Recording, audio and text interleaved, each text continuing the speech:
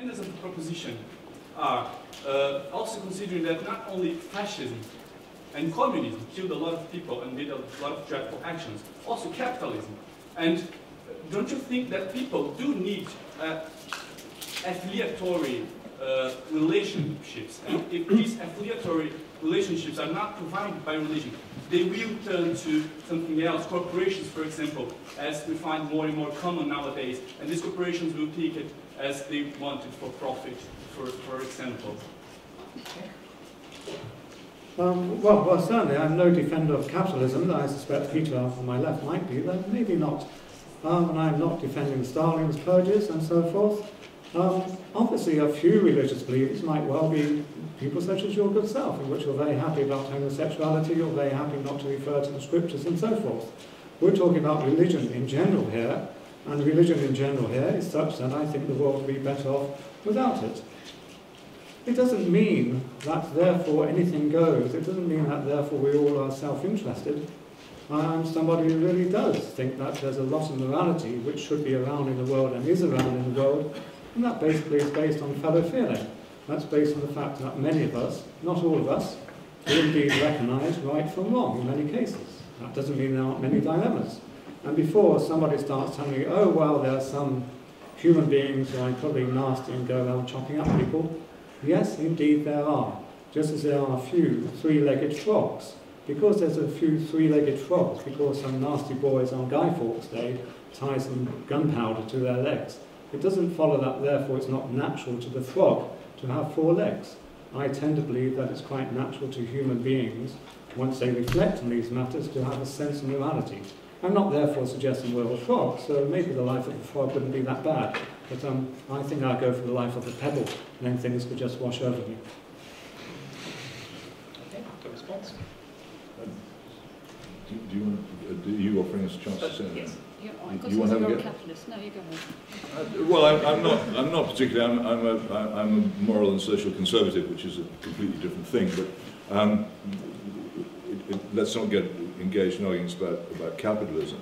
There is, on my side of the argument, a definite core of belief. I'm not going to take refuge in vagueness. But the point that there are a couple of points that I'd like to address here, which are very important. Peter Cave repeatedly says there are some things which are morally right. I don't know where he derives that from. And the problem with thinking that something is morally right is that when you encounter somebody stronger and richer than you, who doesn't agree with you, what is your resort? Where do you turn for any kind of authority? The uniqueness of the Anglosphere countries in world civilization, and they are unique, and I've travelled in my working life to 58 different countries, and this is undoubtedly the case, is that in all of them, law is placed above power. That the fundamental change in human society which came with the Magna Carta, which meant that the king was himself subject to power, is the thing on which all the freedoms and all the civilization in which we now live are based. How can that be sustained if there isn't a source of authority independent of power? And what is that source of authority to be if it is not God? And this is the great difficulty which the atheists have. You can claim that you have some source of authority, but the moment it becomes subject to alteration by human force, then it will. So that, for instance, in the past century, we, supposedly one of the kindest and most civilized nations on earth, have happily authorized, during the Second World War, the deliberate bombing of women and children in German cities, their incineration and dismemberment by the hundreds of thousands, and in more recent times, the annual massacre of 180,000 unborn babies in abortion mills. And we, in both these occasions, by clever use of language and legal finagling, we persuaded ourselves that these things are justified. And in my view, in both those cases, we were ignoring the laws of God which we've been given. And it is notable that during the bombing of German cities, one of the very few voices raised against it was that of Bishop George Bell, the Bishop of Chichester, who stood up very courageously in the House of Lords in the middle of it when it was actually happening and said this is wrong. Nobody else would.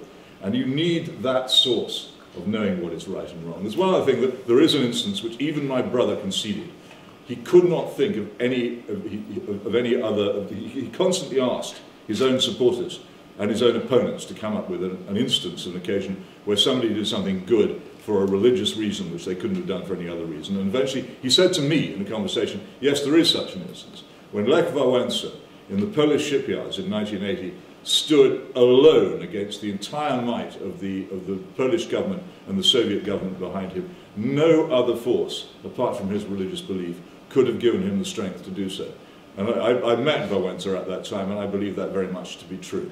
But Peter, you're trying to protect morality from power, and yet you then defend it on the basis of the all-powerful, almighty God, who is jealous and revengeful.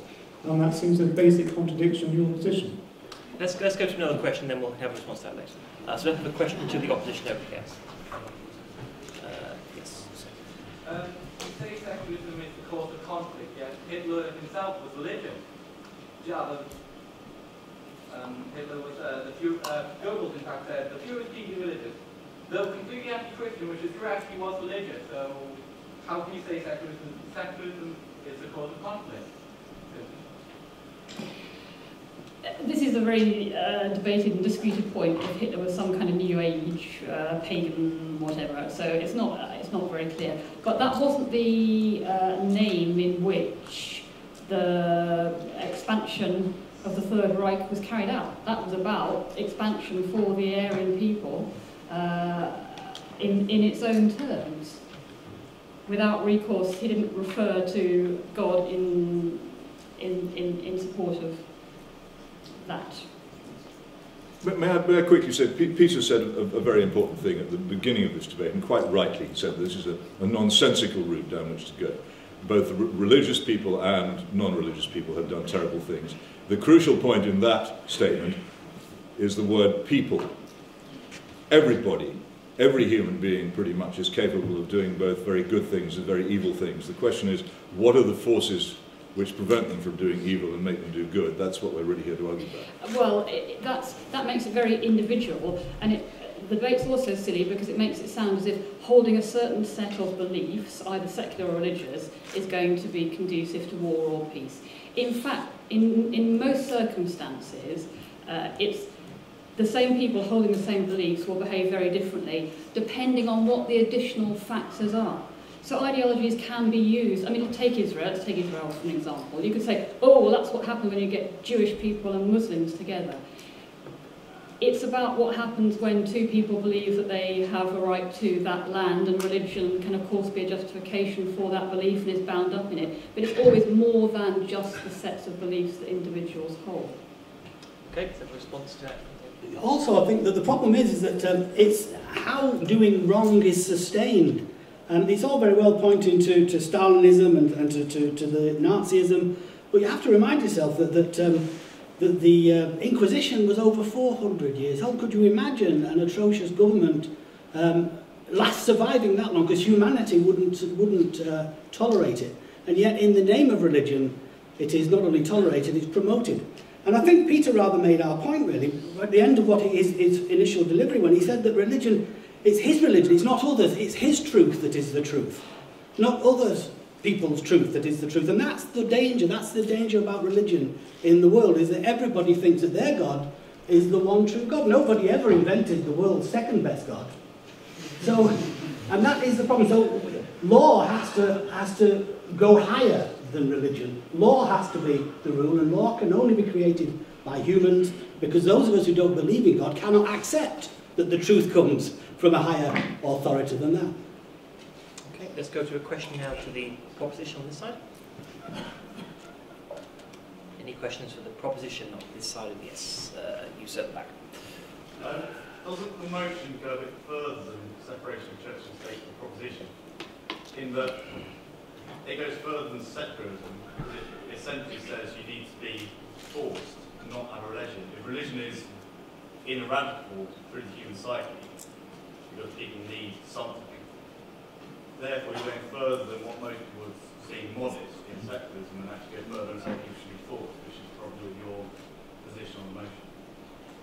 I have difficulty hearing that, I'm sorry. One thing I heard, I think you were implying that we wanted to force people not to be religious. Well, that isn't my position. I might want to force people to offer me a glass of red wine shortly, or even white wine, says he, feeling a little desperate. But no, that isn't the position. We are wishy-washy, I suspect Peter Hitchens will claim us as being, but the world is a grey place. The world is a wishy-washy place. And we're certainly not trying to force people not to be religious. The basic line here, though, is that most people here do recognise that many, many religious believers actually believe things which are false, or for which they have no evidence. And we're merely saying it's better to try to conduct yourself to understand the world, not in terms of some mysteries outside the world which you can make up stories about, not in terms of saying, oh, I must take a leap or a little hop or skip of faith, but rather in terms of looking at the evidence and looking at the nature of human beings. As Peter Hitchens rightly says, though, I am not one of these atheists who are committed to saying that therefore everything can be understood in terms of molecules. I certainly am somebody who believes there's moral right and wrong, and I don't find that any more mysterious than most people here recognise there are many, many mathematical truths which you don't just suddenly see in the room as consisting of molecules. There's far more to this world, so to speak, than the religious believers think. They want to pop it all into some supernatural domain for which there's no evidence at all. Well, we're going to have to come back to this word liberal. Religious people can be liberal. What does liberal mean? Liberal means that you think that other people have a right, everyone has a right, every single person has a right to make up their own minds about the things that really affect them deeply. The opposite of liberalism is paternalism. And paternalism means that some higher authority claims the authority and right to tell you how to live and what's right and wrong. Many religious people are liberals. It doesn't mean they're wishy-washy. This is the mistake, the annoying mistake. I think that I'm quite certain in my beliefs. I'm quite certain that some things are right and some things are wrong. I'm certain in my belief about God. I would never dream of telling you that you should believe that same thing. I also entertain a proposition that I might be wrong. Nevertheless, I live as if those things are true, because to the best of my knowledge at this moment, I think they are. But I'm open to listening to the evidence and thinking I might be wrong, and I certainly don't want to make anyone else follow my authority or tell them what they should believe, what they do. I might commend my beliefs and argue for them and explain them. The idea that religious people, because they are certain that killing is wrong, that makes them dogmatic and illiberal, is just a non sequitur. Let me hasten to say, I'm not committed to claim that any belief whatsoever is acceptable. I think there are so many beliefs which we ought not to respect. And I'm not too keen on respecting those people who hold those beliefs. For example, stoning adulteresses. I mean, I really do think that we should stand up and be counted over many moral issues. I was merely making the point that from Peter Hitchens' side, we, the atheists, the humanists on this side, were being deemed as being wishy-washy. And yes, we tend to be tolerant, but we're not tolerant of everything, obviously not. Well, indeed you're not. And some of your allies actively state that they're willing to censor, for instance, the education of children to prevent them being brought up as religious believers. I'd just like to correct a couple of things that have been said by the other side. One, that I believe, or rather one that I maintain that my religion is truth, in the sense of saying that I, in some way, know that it is true. Like Linda, I believe it to be true. I hope that it is true. I cannot know that it is true, and I am very much possessed by the fear that I may be wrong, as any intelligent person must be with any proposition for which there cannot be proof. I would also like to make a very important distinction here. The other side often elide this. There is a big difference between evidence and proof. There is an immense amount of evidence in favour of the existence of God and the consequences of it. What is lacking is proof. We don't know. I don't know. They don't know. And neither side should, as atheists have recently been doing, arrogate to themselves the view that their position is established and doesn't need to be argued. And the other thing is that I would be absolutely betraying myself if I did not state that I had strong disagreements with Islam, for instance, about its treatment of women, about its views of marriage, about its views of apostasy. And I do believe that the position which I adopt differs substantially from it. I think that the Reformation was a good thing. I think that the reform of the Christian Church improved it. So I would be wrong to pretend that these were positions I didn't take or to sheer away from them. But in this matter, we're very much like old-fashioned lawyers in the common law.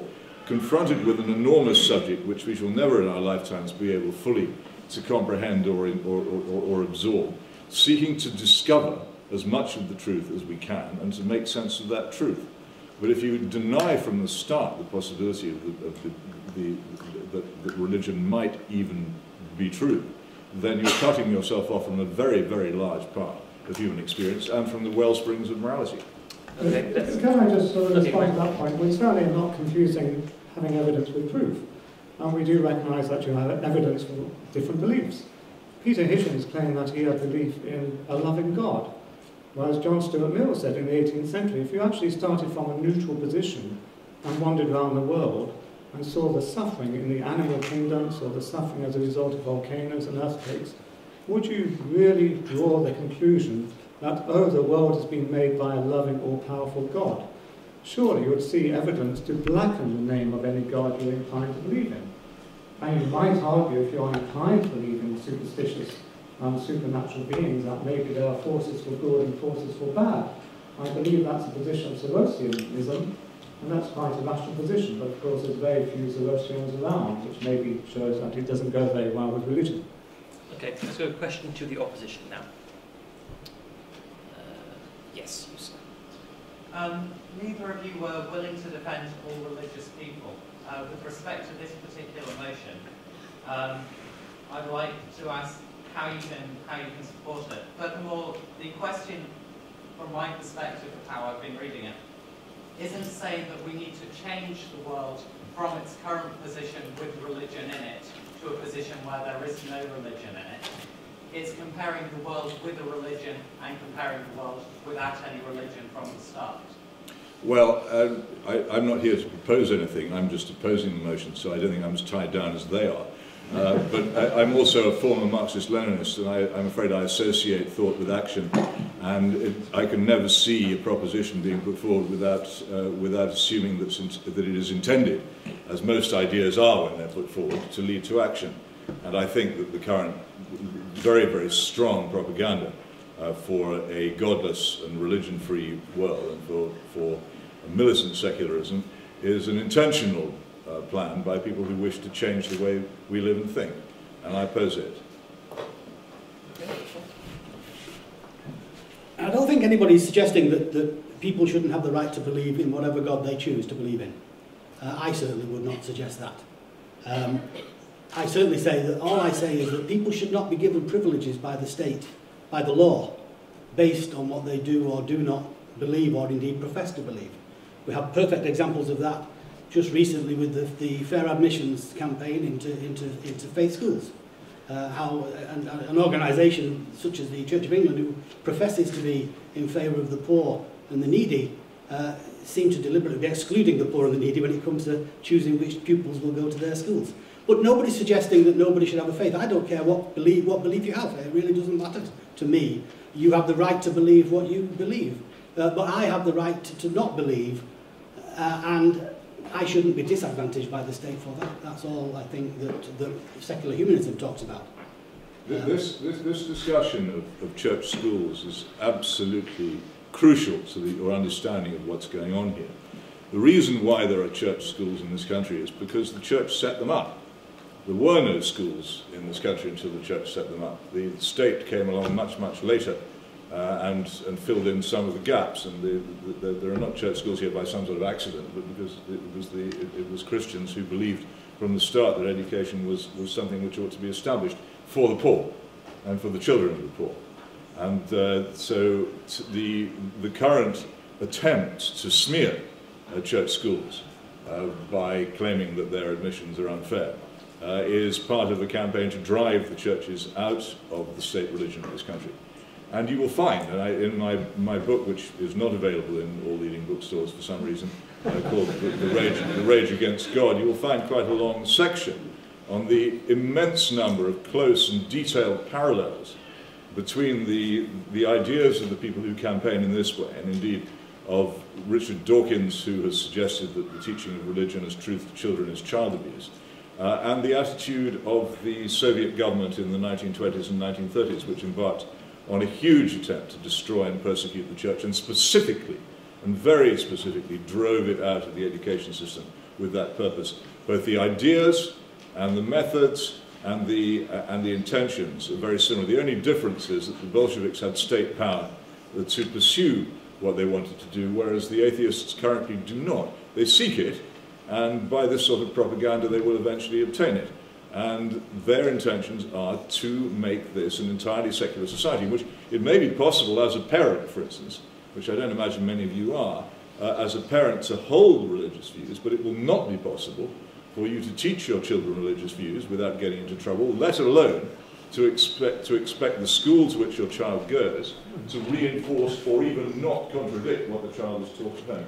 That's an interference with individual liberty on a very, very that can't go. That's entirely disingenuous. First of all, you talked about the church setting up the schools. They may well have set up the schools, but they do not pay for them now. We pay for the schools. I pay for schools that my children were not allowed to go to, because I wasn't prepared to sacrifice my religious integrity and say that I was religious in order to get her in there. So that was one point. Nobody is suggesting that children cannot be taught the religion of their parents by their parents. All I argue for is that children should not be taught the religion by schools paid for by everybody, not by those parents. Well, hang on a minute. Around 2/3 of people, just a bit less now, in this country say they're religious. So they're paying, in a sense, religious people pay twice for their schools. They pay in the normal tax system, because most people are paying their taxes, and then in the case of some schools, they're paying extra as well, because the churches themselves pay money. So religious people pay twice. So that's not really fair to say that religious people aren't paying, they weren't paying for them. People might not like this statistic. Actually, Anglican schools are very good for your case, because fewer people come out of them as Anglican than went into them. So they actually turn people into atheists. So you should really keep them open if you want to run down the Church of England. But going back to the question was about, we're not defending religious people, and it was a broader question, and I think that's a really important point. We're talking about what it would be to have a world without religion, which is actually quite interesting to think of. And what you draw our attention back to is the fact that religion isn't just people here and now. Religion is a whole set of institutions and cultural resources and symbols and art and rituals. And I mean, think of it like a kind of reservoir of resources. And actually, what most religious and some non-religious people do is draw on those kinds of resources. They don't have a fixed set of a creed they read every morning and a fixed set of beliefs that never change. I spent this last weekend, when I was doing the atheist church thing, I stayed with my friend who's a Jewish rabbi. And she was telling me she keeps in her pocket, on the right side, she has a text from Bible which says that you're dust and to dust you will return. And in her left pocket, she has a text which says from the Talmud, and it says, the whole of creation was made that you might be here now. And she says when she's feeling very rabbinic and powerful, she gets out the remember that you're dust. It's nothing to do with you. And when someone is behaving really badly and she wants to challenge them, she's really scared, she puts her hand and remembers the other one. That's how people use these resources in real everyday life, not as a kind of checklist you've got to dogmatically follow. And she had on the windowsill in the house, in the kitchen, she had a candle lit. That was because it was the annual anniversary. It was the anniversary of her mother's death. That's how Jewish people every year have a small ceremony and remember the dead. These are the kinds of things that religion means in people's everyday lives. It's not the simple case of the just having a set of false dogmatic beliefs that you tick every morning before breakfast. Let me just comment on Peter very, Hitchens. very quick response on that. Peter Hitchens got a little bit excited about church schools. One could tell the excitement. And of course, he, as he said, is committed to some version of the Church of England. But I wonder, would Peter Hitchens be so happy then to say, yes, the state should be allowing faith schools, including Muslim schools, in which the children are being taught that women are not equal to men, in which children are being taught that if you no longer believe in Islam, then you should justifiably be killed, in which children are taught a whole range of things about the Jews and so forth.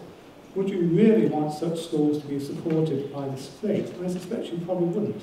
So somewhere along the line... Can I ask a question? Okay. Yeah, I wouldn't want it to be, but then the nature of tolerance is that if I accept the existence of religious schools supported by the state in this country that I would be obliged to tolerate it, as I would be obliged, let me finish, as I would be obliged to tolerate, and indeed actually actively seek, the foundation of atheist schools. I'd love to see how they'd work out. Because I think that if once you've accepted this principle, then yes, absolutely, you have to say, even if you don't like what's being taught of them, you have to say that if there are people who are paying taxes towards schools and want their children taught in their religion, they should be. There's no escape from it. Let's go to another question now. Let's go to another question. Let's go to another question to the proposition, and we can include that into the response. So, question to the proposition on this side here. Yes, sir. I'm just going to say that love truly makes the world go round, and it's institutions such as marriage which are inherently good, and the commandments such as the fact that they have really taught people for centuries how to treat one another. Now, how would we have ever formed such strong societal principles were it not for the morality which religion has taught and brought? There has always been love and there's always been marriage. They didn't need to be taught that by religion. If you look at, say, for example, I'm surprised it hasn't come up yet, the Ten Commandments. There's nothing in there that's rocket science. Don't kill, don't steal, don't tell lies, and don't steal something from somebody else. Don't take somebody else's wife. Every society that humans have ever had have agreed by those tenets. So religion never invented love. Okay. Just one last point on that, and also same-sex love is love. I'm gay. And I'm okay. Yeah, but the church... I'm a theist, I'm gay, and... But the church are outrageously opposed to... Not necessarily, not at all. Well, which church are we talking about? I'm talking about my understanding of the Judeo-Christian concept of God, who would not dislike them for their sexuality. So, the Bible says. Okay, let's go to response now from the opposition to that, and then we've got to a different question. On the question of marriage, there is a very specific element in Christian marriage, which actually comes from the words of Jesus himself. This is those whom God hath joined together, let no man put asunder. And he actually specifically says that the Jewish law had allowed divorce because of the hardness of your hearts, and he prohibits this. And this is a distinct difference between the marriage arrangements of Christianity and of any other faith. And it is there are all kinds of things which are called marriage, and that particular form of marriage, of lifelong faithful marriage, as described, and again, this is a piece of reading which every educated person should do in any case, because of both of its philosophical importance and its literary merit. The 1662 Prayer Book of the Church of England and its marriage service, which is one of the most beautiful passages of English prose ever written, and describes the nature of marriage. There is no doubt in my mind whatsoever that Christianity revolutionized the relationships between men and women. And Christianity is also full of important and significant women who are not relegated to minor roles, and who and therefore in itself has brought women to a far more advanced state in Christian civilization than they are in some others I could name. So these things are important, and they are differences, and they are attributable to this idea, which I believe has come to us from God. So it's not true to say we've always had marriage in a kind of bland way that that simply fails to notice the distinct difference between Christianity and the rest of the I know Peter drew attention to how Christianity has helped in this regard compared to some other civilizations he didn't bother to name. Of course, he's talking about other religious civilizations, such as Islam. I'm talking about other irreligious civilizations as well, such as the Soviet Union, in which I lived. It's kind of it's worth saying though that marriage is only one teaching in the Bible, and actually it's a lower form of life. This is what church leaders forget today. We've become a bit idolatrous about marriage. Jesus is very clear that you should hate your mother and your father and your brothers and your sisters because you leave everything to follow him. St. Paul is very clear that for those who can't live a higher life, then marriage is good. But the higher life, in most of Christian history, is a celibate life, is a single life. It's a life where you dedicate yourself to other people. And I think Christianity, just in the last 100 years or so, has become ever so family-focused in a way that's not really true to the broader tradition. Okay, question now to the opposition.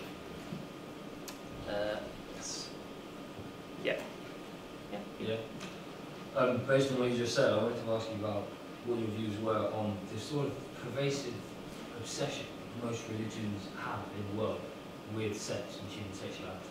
And the fact that they almost postulate this idea that if God has created you with very natural, normal, healthy sexual desires, you are then told, and that is a natural drive that humans are born with, in fact, we only live by reproducing. And then you're told by some unnatural authority that you have to repress, think ill of those ideas, and think that ultimately it's wrong for you to even, I mean, for example, the Catholic Church and children masturbate. They were taught that it was wicked and that they would go to hell and that they'd be blind and all these ridiculous things just because God gave a shit whether or not they touched themselves at night. And it strikes me as ridiculous that that could be something that you can even describe as that can be taught. Well, it's a big topic. I mean, it's not true that all religion always has been anti-sex. You know, the Jewish religion, much older than Christianity, is the exact opposite. It thinks that if you're not having sex in a married relationship, that's absolutely against what God wants. It's an absolute tragedy. And it goes the opposite, and always has done. Hinduism has various teachings. Most indigenous religions don't have that. It's the monastic traditions that have the view that sex, and particularly it's not so much sex, it's the family as a distraction. If you've got a family, you're not going to be dedicating yourself wholly to God. But they never thought that a small number of people can be monks and nuns. They never thought that most people could. But yeah, they thought that was a higher form of life. The monastic traditions, Buddhist, Christian, the ones that have an ascetic, life-denying tradition think that, yeah. But isn't that, I mean, yeah, I think that's quite sensible in a way, to say that not everyone has to have sex. It's not an essential part of life for everyone.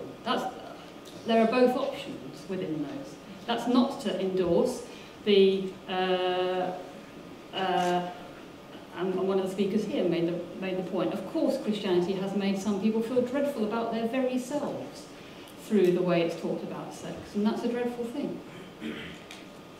Okay, I can only sort of concur with the questioner, really. It's always fascinated me that absolutely churches, all religions, absolutely be hung up on what you do with your body and with whom you should do it, and how often you should do it, and sometimes how you should do it. It just makes me laugh. Sex and hair, it seems to be the big thing with religion. I just can't work it out. And nobody in the church is interested in sex, are they? I mean, it's absurd to suggest that only religious people are interested in sex. But they're interested in how other people...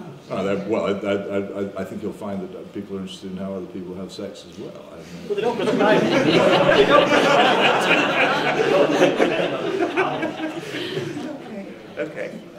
Let's have a final response. I was going to comment about my poor eyesight, but I thought I'd better not. Let's go to question to the proposition now. Question to the proposition. Yes. Just thinking about the sheer practicalities of promotion, like it seems a world without religion would be quite without a huge amount of vital group of volunteers, charities, and financial support for the most vulnerable in our societies that we just couldn't see being provided in any way and near the numbers necessary to prevent a great deal of suffering where there were a world without religion. Yeah, I think I said in my opening address that I don't believe that humans wouldn't behave to other humans, let's call it altruism, we can have the debate about whether altruism exists, had they not been told how to do it, or that they have to do it by the religion. Don't get me wrong, I'm not knocking what religious charities do, they do some wonderful work around the world. I do sometimes worry, and I'll probably address this in my closing words, I do sometimes worry about the motivations for doing that. And you're quite right, at the moment, the way the world is structured, those people have stepped into that gap. Had we not had religion in the world, I'm convinced that those same people would still step into that gap without the need of wearing the badge of a particular religion or faith. I'm convinced of that. It's tremendous faith you have there. I have faith in humanity.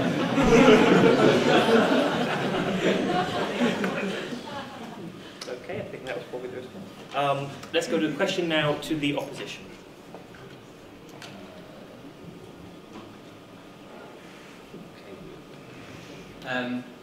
we were talking a while ago about sources of moral power and how we determine what morality is if we don't assume God as a source of that moral authority. But I don't see why, beginning with the assumption that God exists and has divine authority, and therefore his teachings carry that authority, is assumption which is any different to just assuming that the happiness of conscious creatures and the happiness of humans is of equal authority and is a tenet that we should buy into and then get our morals from. And I don't see how one assumption or the other is worse or better if from an intellectual, ethical standpoint, and I don't see why we can't fundamentally base our morality on a humanist and utilitarian foundation, which most people do, because you'll find that people selectively edit the religion which they choose to buy into internally anyway. So people must already have internalized morals which they edit their religions with on an individual basis, so religion probably isn't the source of the morality that we see anyway. So I was wondering what you thought about holding utilitarianism as a moral tenet rather than religious authority, which is probably also equally an assumption. Well, you're quite right in saying that